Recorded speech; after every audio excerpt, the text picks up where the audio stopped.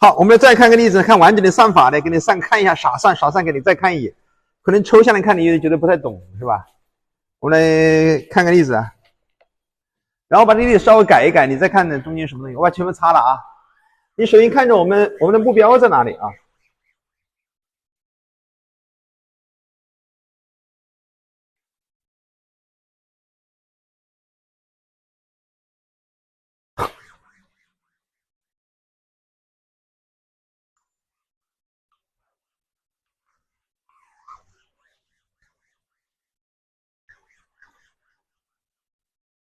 他到底在讲一个什么事？来，随便看一个题目来看这个题啊。现在我们这个矩阵 A 是它 ，A 是什么呢 ？A 是1230-1，1021-1，1021，OK。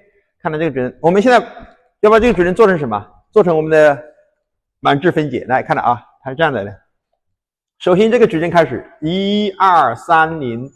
1230021，跟着我一起来，别让我算错哈，算错我等会恢复不了的啊，算错就肯定恢复不了，对不对？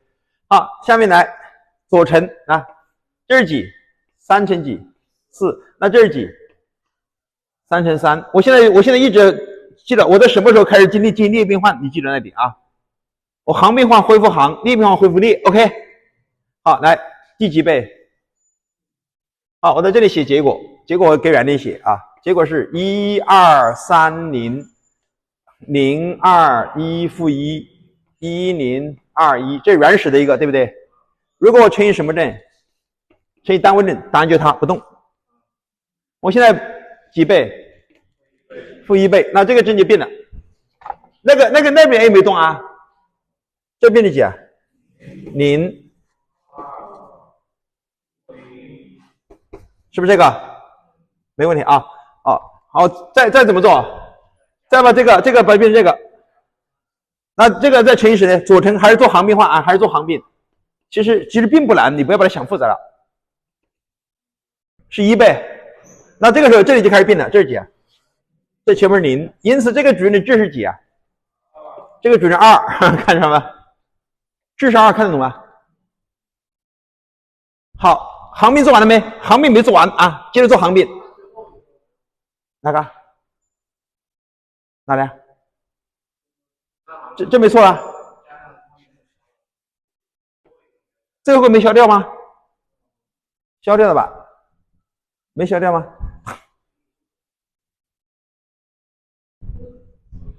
消掉没？消掉了吧？没算错的。消掉没？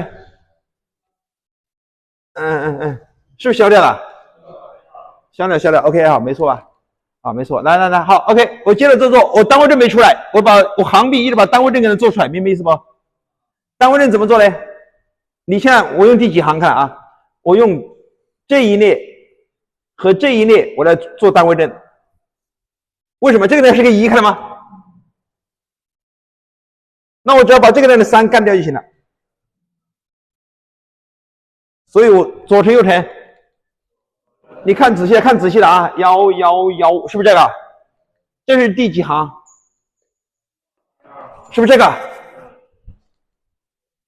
好，你看清楚我在做什么啊？那么这个呢变成几？0。好，你看我的单位阵出来没？1001，是不是2阶单位阵？下面我要把单位阵移到哪里去？把这个移到前面来。我开始现在做什么变换？做列变换，列变换是几？4乘4，为什么4乘4应该懂的？这里会不会4嘛？111，是不是这样？如果乘它动不动？我要交换几列？交换2列或3列？哪个？哦，这个没消，错了，这是几？这是负几倍上去了？负3倍，负4，3，是不是这个？没做完，是没做完。OK， 好，下面来把这个是这两个交换，这交换就变成几？是不是这个？交换2列啊？交化两列再乘，在右乘就是并列 ，OK？ 你记得这个时候是列并啊，列并右乘，右乘并列 ，OK？ 这就规矩的啊，看清楚，这个取完了之后，对你的乘法的理解绝对上一个档次的，你就一眼可以看穿很多结果，上一个档次的乘法的真正的本质在这个地方看清楚啊。好了，那这个答案是谁啊？这个答案就写成这个，来我看我改一改啊，帮我记一下，这个是负42是吧？啊，这是多少？01负4200，是不是这个？好了，单位认出来没？好，再把这个乘法分解，这个乘法就写成这个乘法，写成谁？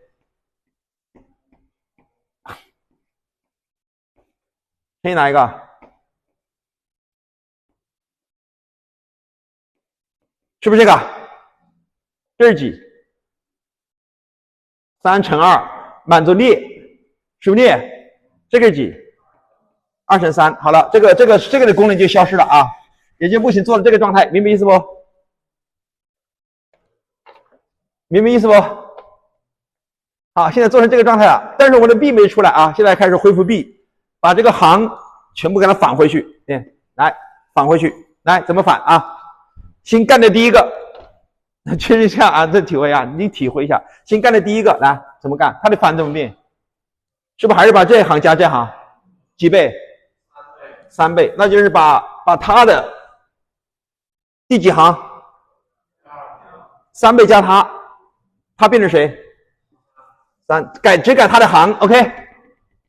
哦，这个消失没？一个个来啊！现在我们不厌其烦，一个个来。这个啥意思啊？是把这个干掉，把这第二行几倍？负1倍。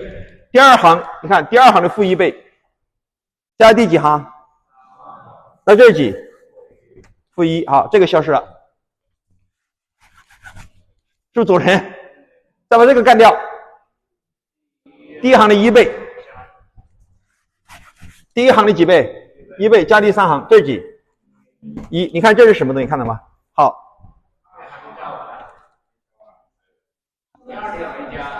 啊，这个没加，这是几啊？2。OK， 先不让我算错。你看这是啥玩意儿？看懂吗？这是原矩阵的第几列？第一列和第几列？你还记得单位阵是怎么来的吗？单位阵是第几列和第几列？第一列和第三列，看到吗？现在明白意思不？他就把它恢复回去了。现在明白什么意思吧？好，下面把这个矩阵进行什么恢复？列恢复。来，你乘了个几呀？你乘的这个是不是后面少乘了一个？刚才这个是不是少乘了一个？刚才这个矩阵还没做完，这个矩阵还没做完，是还没做完。这个矩阵还接着把它做成什么样子？好，没做完是就坐这里放了算了，不动啊，是不动。把这个恢复怎么恢复？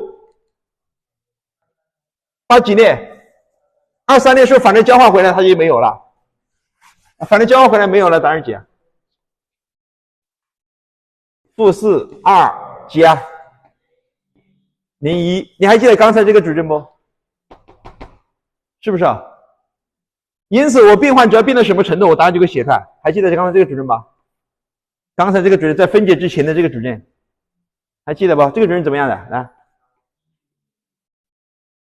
这是几啊？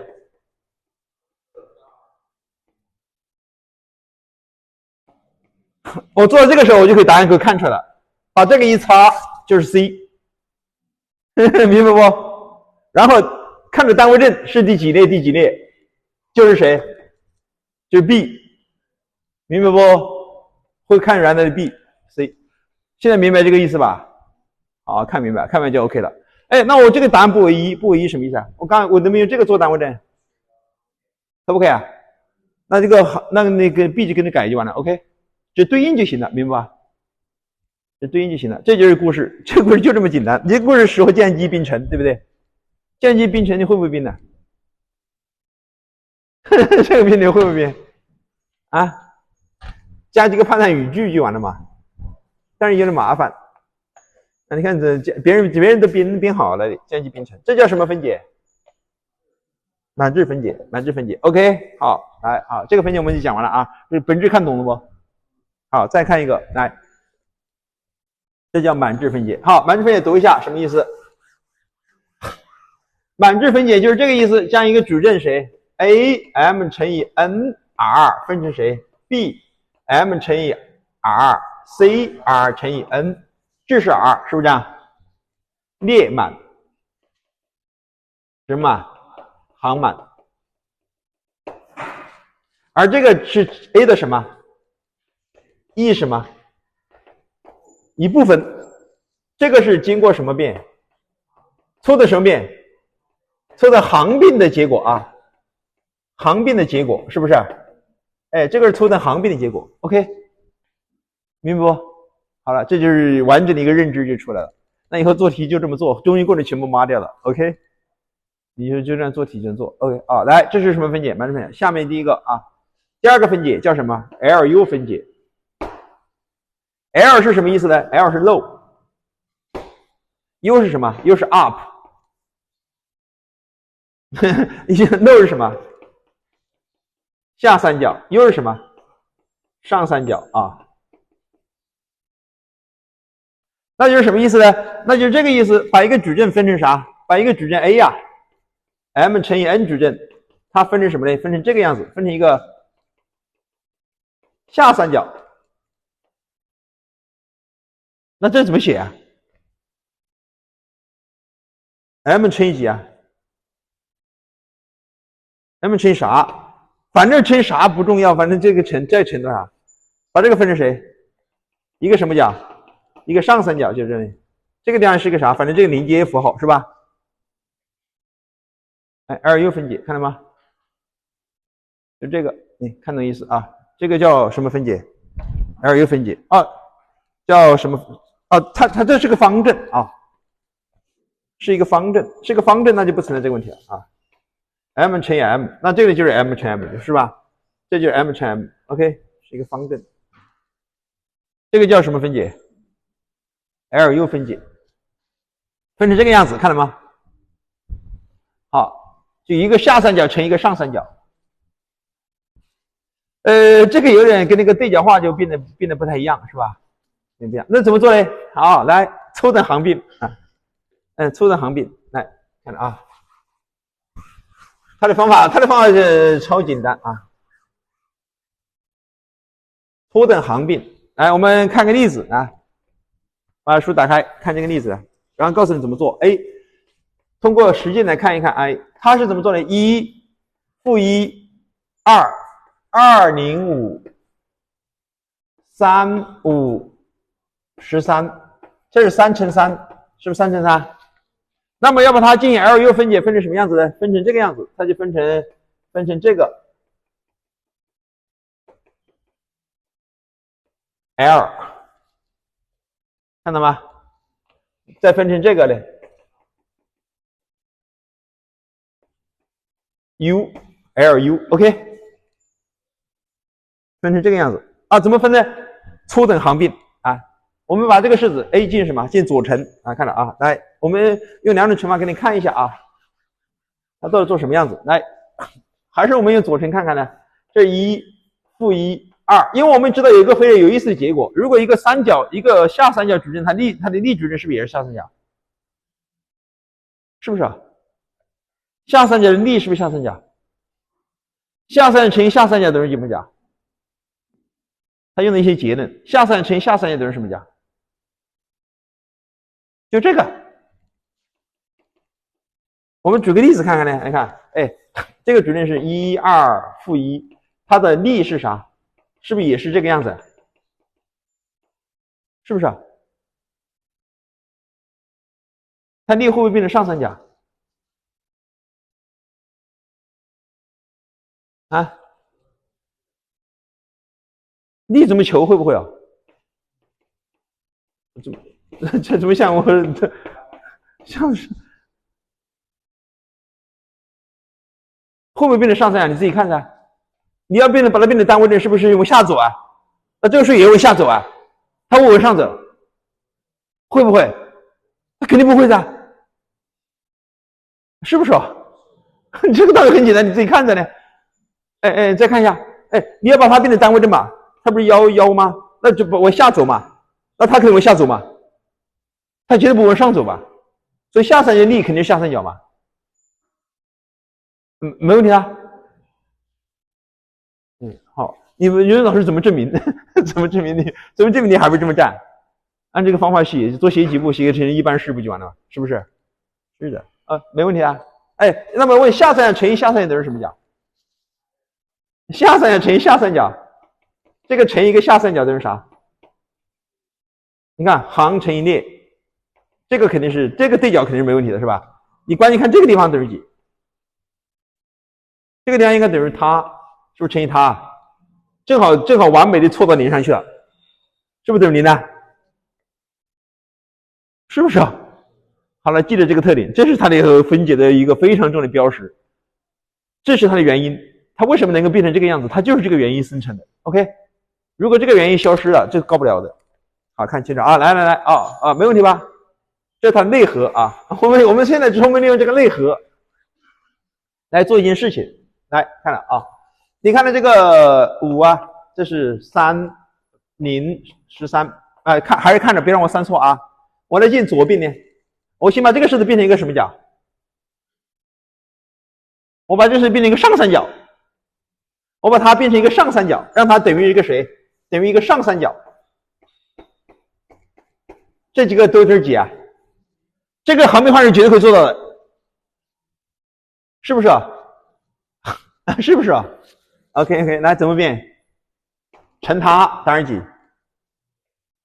好，抽象的写就这么写 ，a 乘以 p1， 是吧？抽象的写 p1就是它 ，OK， 啊，多少？负2，好，答案是几？来，我把这个结果给你写，答案就是1负1 2 0负2倍2负2倍1，是不是1啊？我再乘一个，P2几倍？负3倍加0啊？算错了吧？第3行第2列，哦，这是5是吧？写错了是吧？好，几倍？这是几？负3倍是吧？啊，8是8，负3倍8多少？负3倍6是不是7啊？好，我再乘，把这个量变成0吧。我再乘以几啊？是负4啊？这是0。好，这是一个什么角？上三角，这个就不动了。好，停的。现在这是主针 A， 它就等于 LU， 那就现在把这3个针怎样？从这边怎样？是不是移过来？是不是移过来？哎，移过来，刚才说了，它的力主针是谁？是个什么角？来，先把第一个移过来是几？第一个移过来是它的力主针是几？是不是14啊？第一个移走了没？是不是移走了？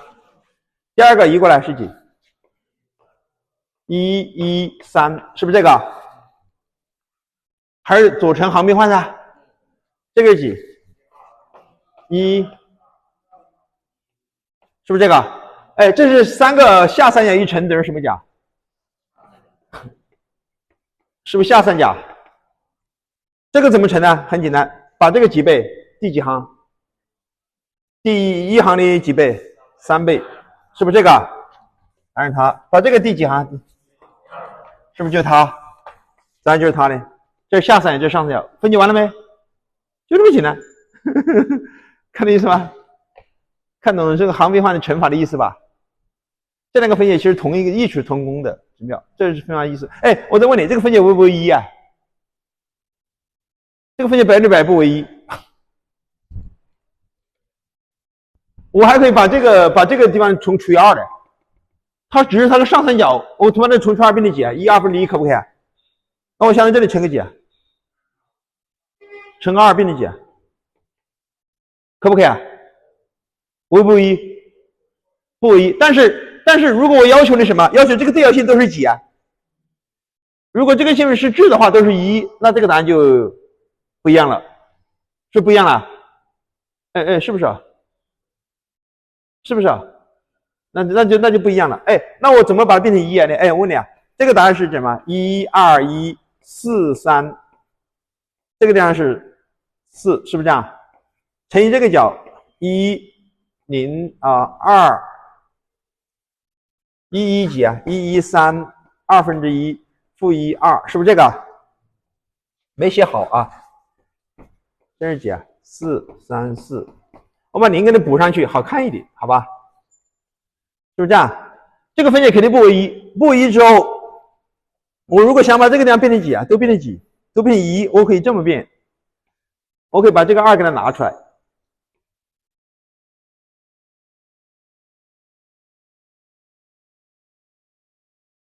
相当于这个行拿出来，是吧？这个东西拿出来几啊？乘一个几啊？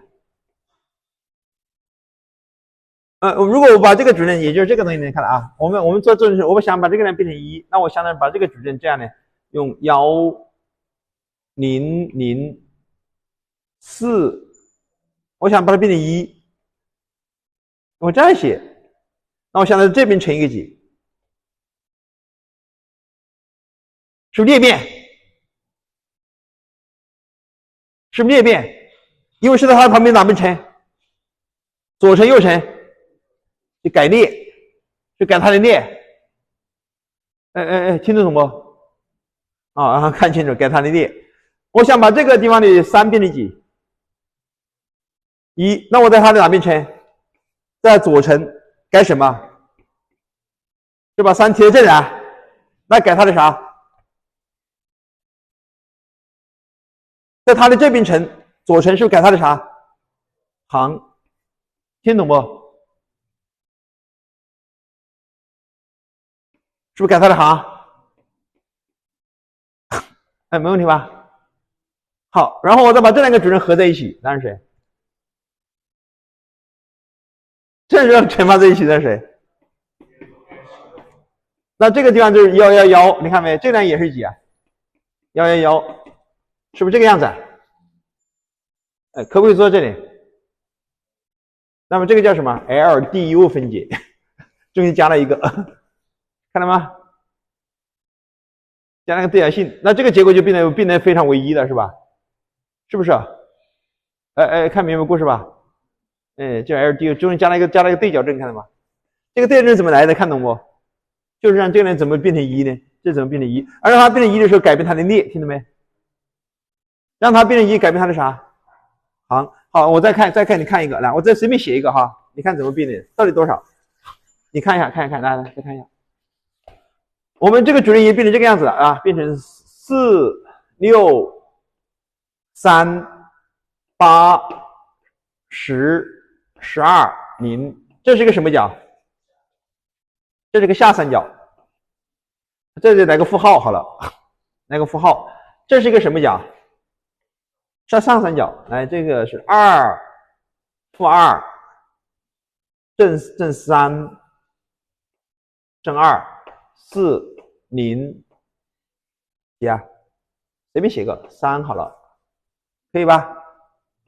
好，我现在要把这个主任，这个量变成几啊？11是在它的哪边乘？在右边乘，右边改它的啥？改列啊，你改列，你记得改列。那这个地方就相当于这个地方乘以这个主任点，4 8 10 0负6 12 0 0 3，我要乘以这个列，乘以这个列，你现在想生成，我告诉你，先乘一个什么列？先乘一个单位列让它不动，是不是这样？如果我把这提个4出来，这列全部改，是不是改列？几啊？1 2 2/5，这个就变成1了，看到吗？我再改这一列，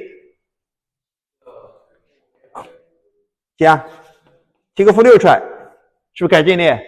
那它就变成几？11负2。我再改这一列，提个几出来？是不是这个？好，改它列。那我要变它改它的什么？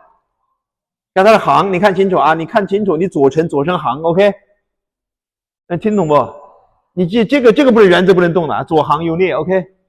3230这是几啊？034002，那么这个除以几啊？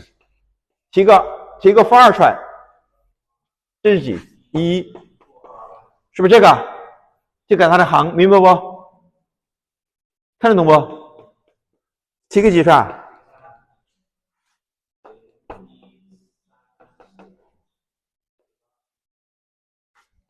好了，你现在把这两个合并，是不是直接乘啊？然后这个地方就变成谁？111，这是什么玩意儿就 OK 了。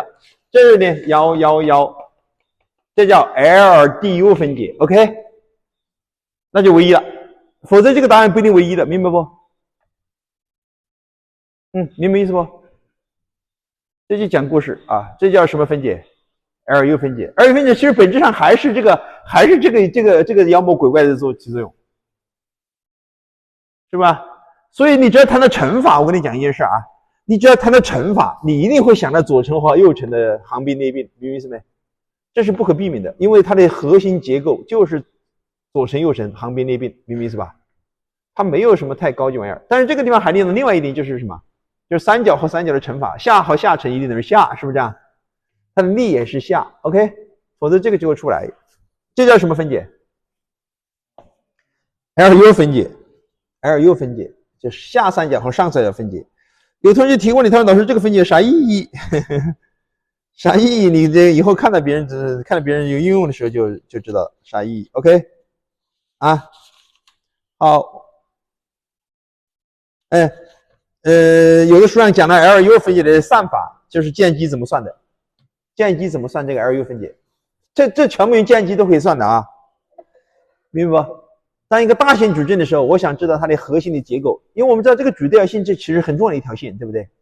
你看到矩阵线就会看到特征值啊。这个矩对线看到特征值啊，特征值是很有价值的，而矩对线一看知道这个矩阵整个是什么状态，包括它的镇定性啊、这都可以看出来，是不是啊？叫矩对线，所以这个意义很重要啊。好，会做不？啊，会不会做？还要不要再做题啊？不用了吧？好，书上跟你讲了一个例题，这个例题我个人觉得是无聊的，但是蛮多书这么讲。他用 LU 分解来求解方程，啥意思啊？用 LU 分解求解方程啥意思啊？你看啊，这我个人觉得这个事情是不是有点？但是他这个是用什么的？用计算机做的啊，用计算机做，计算机求解方程的方法就是用 LU 分解方法做的，就是你将来学的一个有门课叫计算数学，计算数学那门课就专门会讲这个 LU 分解来解方程，明白意思吧？计算数学啊，你们学不学啊？你们应该至少学2门数学课啊。矩阵分析还有一门数学课啊。所以这个矩阵论里很多内容在计算数学里面会出现的啊。这你不要觉得奇怪，这不奇怪啊。他说用 LU 分解来求啥？求线性方程组。求线性方程组，这个呢，1负1 2负3 1 3负2 2 1，然后 x y z 它等于这个等于211。你说如果解这个线性方程，按照我们学新代数的方法怎么做？那我肯定这么做啊，怎么做？增广嘛。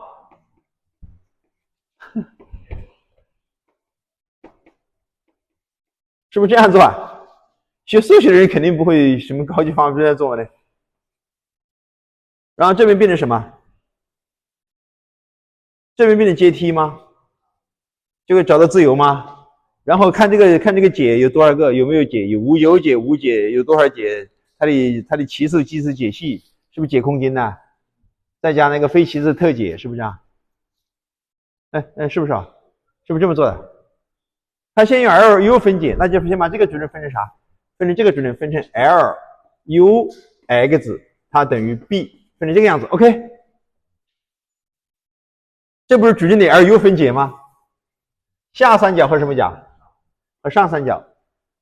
然后这个U 它就等于谁 ？L 力 B，啊，看明白不 ？LDB 是个什么角？是不是一个下三角？两边从乘以 L 的力啊。又是个啥？什么角？上三不就是阶梯吗？很明白。上三是不是阶梯啊？上三不就是阶梯吗？看到没？看到没？啊，是不是就是阶梯啊？所以这个做法就是把这个做法用另外一种方法再现了，看到意思吗？不行，然后再怎么做啊？这不就是算完了吗？一样的算吗？但就是这个，明白意思吧？所以所谓的 LU 分解来做这个题，就是实际上就是把这个矩阵进行这种粗的行变换，因为它的本质就是行变换嘛，是不是行变换？你这个是啥？这是个上三角呢？上三角跟它 x 一乘，不就是这是阶梯吗？左边或这是什么？这是右边的，是吧？好，明白这意思不？所以它的本质在什么地方啊？本质在哪里？咱们这个你要算这个题的话，一点点算呗，那就啊，没有本质上的差异性，但是它的方法上的就看法上的格局发生了改变，明白意思吧？啊，显得那么高大上而已，是吧？好，这是什么分解？LU 分解，这两个分解都有一个共同特点，都是行边裂变，是不是啊？它的和是在什么地方？就这句话，再记一下。左乘什么变？行变。左乘行变，右乘什么变？裂变，就是这句话，就是这句话，它的所有的核心特色就是这句话。如果要出个题给你去做正题的话，基本上就是很简单的，让你行边裂变一算，答案出来了，是吧？好，来，这是这个啊，下面我们接着看，来再看下一个分解啊，这是第二个分解，对不对？好，我们马不停蹄啊，看看。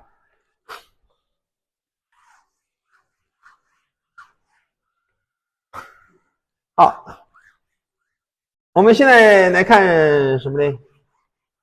来看这个，来看那个 QR 分解 ，QR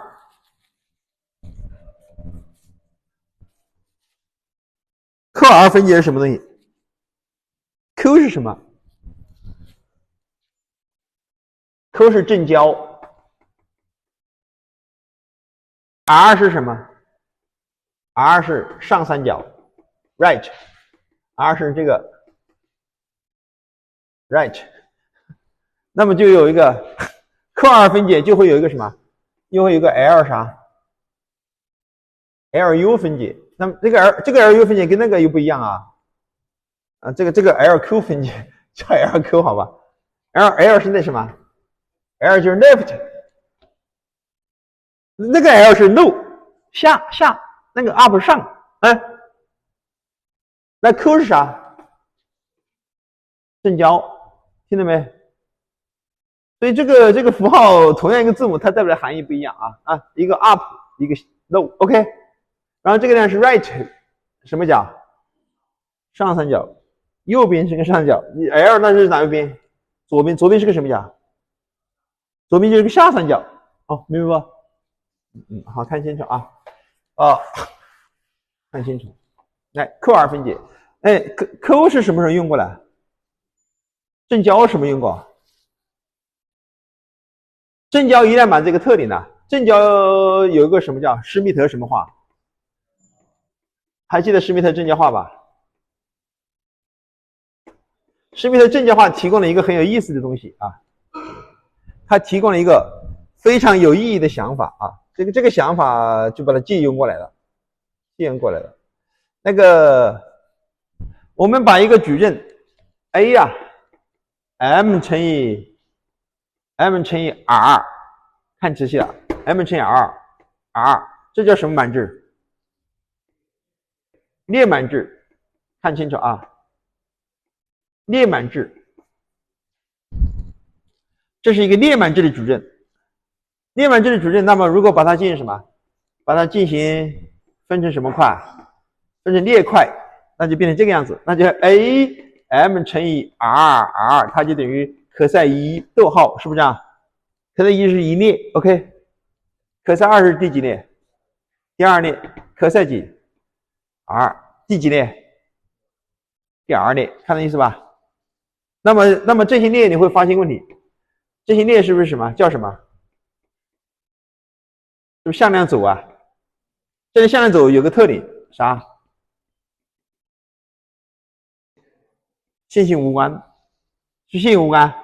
哎，线性无关之后就一定有一个方法，让它成为啥？什么方法？还记得吧？施密啥？施密特。施密特可以把谁？把这个向量组谁？科塞1、科塞2、科塞 r 由线性啥？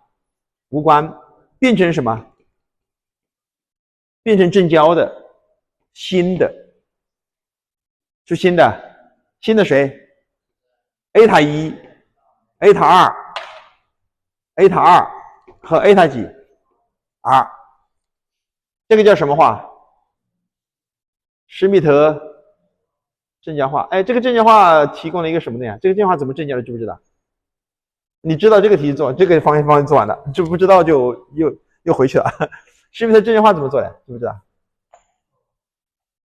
啊，施密特正交化用的一个几何概念呢？哎，这一个向量，这是谁？科塞几1，这是谁？科塞2，这个叫线性什么？如果它们有一个夹角，这个夹角不等于几啊？不等于0，说明科塞1与科塞几？科塞2是啥？是线性无关的啊，是线性无关的，你清楚。而正交是什么意思啊？正交就要得到一个东西，得到一个什么？艾塔1，这是谁？艾塔2，这是多少度？90度，要变成这个样子呢，知道不？知道不？啊，那么由它怎么去变成它呢？就是这个意思啊，这叫施密特正交化，明白吗？好，这样变的啊，看了，它这个几何意义，它是有强大的几何意义的啊，这是强大的几何意义。这个几何意义在什么学过呢？你高中学过，你高中都学过，大学再学了一遍还是不知道，高中学过。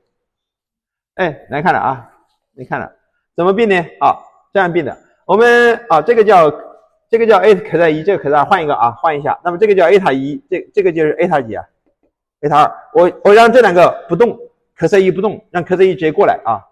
科塞1就是谁？就是 a 塔1。我现在产生一个谁 ？a 塔2，a 塔1和 a 塔2什么关系啊？垂直。但这个 a 塔2由谁生成的 ？a 塔2肯定有科塞2的生成，是因为它主要的生成，明白意思吧？啊，明白吧？怎么生成呢？你看了啊，这个地方呢，我们把这个 a 塔2做一个啥？做一个投影。这个投影是哪一部分？像垂直投影，投影是不是这一部分？这个投影怎么算？啊，这个投影能不能算出来？投影怎么算？就是这个，你还记得这个题吧？叫 P2OJ，A 到 B 上的投影怎么算？就 A 在 B 上的投影，这是 A， 这是 B，A 在 B 上的投影不是这一段吗？这个投影怎么算？你不知道？这你肯定应该熟啊，这相当熟啊，这高中都学的无所谓的。这个投影怎么算？投影不就是首先把这个角角搞定吗？然后用啥？用 a 的模乘以啥？乘以扩散西塔，不就是投影长吗？是不是投影长？扩散西怎么算？扩散西不就是 a 和 b 的什么积？内积吧？除以谁 ？a 和 a 的内积 ，b 和 b 的内积。开不开方？开方。为什么开方？量纲一致吗？这是二次方，二次方这是四次方嘛？这是二次方嘛？开方就量纲一致嘛，是吧？投影无单位噻，这个等于几啊？这不就是 a 和 b 的点积吗？乘以什么 ？a 的啥模 ？b 的模吗？不就等于 cos 谁？是扩散西塔。你再把这个结果带进来呢，那么投影等于啥？投影就等于这个，其实不是你想的那么难。投影等于啥？投影不就是 a 的模乘以扩散西塔？扩散西塔不就是 a 的模乘以 b 的模乘以 a 和 b 的顶积吗？是不是这个？这不是约了吗？就约了。所以投影第二项嘛就是谁？就是 a 和 b 的顶积除以谁？除以 b 的模吗？这是投影吧？投影是一个数还是一个向量？投影是个数还是向量？完了，投影是个数，投影是个数，投影是个数，搞不懂。来，看。哎，你高中白读了，忘记了是吧？很久。哎，你比如说那个，哎，问你一个问题呢，我问你一个最简单的问题。这个向量叫谁？叫 1,2， 它在 x 轴上投影是多少？你别搞错了啊 ！P1ROJ 向量 1,2 在 x 轴上投影是多少？就是1，投影就是1，就是它的横坐标。你不要把书读得很神秘。1是个数还是向量？那这个怎么算的 ？x 轴是哪个向量？x 轴是不是1年 ？x 轴就1年。向量1,2在1年上投影怎么算？1,2和1年做什么积？点积怎么算？是不是行程列？它的模是几？除以谁的模？除以谁的模 ？a 在 b 上的投影是除以 b 的模啊。你不是这么算的吗 ？a 在 b 上的投影是乘积除以 b 的模吗 ？b 的模是 x 轴吗 ？x 轴模是几？这一乘等于几？这一乘不就它乘它，它乘它吗？哎，那个向量在 y 轴上投影是谁呀？就是坐标，投影就是坐标。但是你只不过这个它不是 x 轴，明白意思不？所以这个有广义坐标，你还记得那个后面？所以后面有一个广义力，就从这里开始的。广义力就从这里开始，你万万想不到别人是怎么玩出来的东西的，听到没有？啊，广义力就从这里开始的。就是从那个投影的最原始的东西开始的，而这个投影就是啥？就是它在上面坐标。你还记得这个式子吧？哎，来再看一下，我给你再看一下个东西啊，看你有没有体会。所以很多看上去很高级的玩意儿，其实它的来源确实很简单啊。哎，你还记得那个平面向量基本定理吗？平面向量基本定理知不知道？平面向量基本定理，高中的，完了都平面向量基本定理，这在高中讲不清楚，但是他把它拿出来了，是跟你说了，他高中讲不清楚的，但是他高中跟你说了，平面向量基本定理，就是平面上的这样的，平面上的任何一个向量，一定可以有两个什么，不什么，不共性的向量什么表出？这是任何一个向量叫阿尔法，阿尔法一定可以写成这个样子，写成 x1 加上谁 x2 是不是这样？这什么表出？你现在就明白吧？高中学的线性表出这几个字，你根本老师解释不清楚的，他不跟你解释。什么叫线性表出？现在知道不？怎么说呢？再把完整话背一遍。平面上的任何一个向量都可以什么？有不共性的两个向量什么表出？线性表出，是不是这意思啊？这平面向的基本定理。空间上的基本定理是什么？空间上任何向量都有三个不共面的向量，什么表出？哎 ，very good，very good。而这个112充当什么？哎，在前面讲的112充当什么？叫啥？叫 G1， 这个叫什么？哎，记得吧？这个叫什么？你再体会别人讲的故事的，这个叫啥？是不是叫坐标啊？这个坐标就是投影，它怎么投影的？看着，它因为这个角度不是90度，所以它没有垂直投影，它是平行投影的。就是这个向量投影到这个向量之后，这个地方的长度就是谁？就是 x1， 叫平行投影，叫仿射坐标。这个叫什么？叫仿射坐标。好，是数学。然后平行投影呢，这个长度就是几？这个就是数就是 x2。实际上就是坐标。现在明白坐标的意思吧？坐标就是一个投影，只不过在不同的角度下是不同的投影，不是只要坐标下就仿射投影，明白意思没有？所以有形成一个学科叫仿射几何学，明白吧？明白故事吧？你看到的东西和别人看的东西可能是同一个东西，但别人看法想法不一样，他就搞出另一套新东西。OK， 听懂意思不？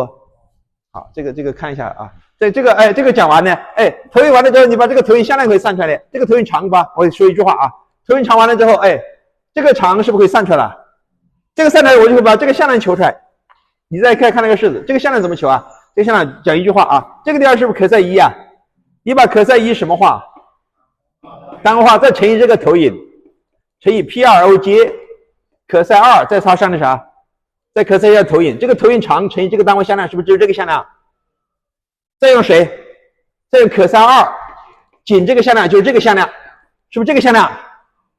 这个向量什么特点？它和可赛一垂直，这不就一个新的向量吗？新的向量原向量什么关系啊？什么交？这就是施密特正弦化 ，OK？ 现在明白不？施密特正弦化就是这意思。找到一个新向量，是不是垂直向量出来了？这就是施密特正弦化 ，OK？ 好，关一下，休息。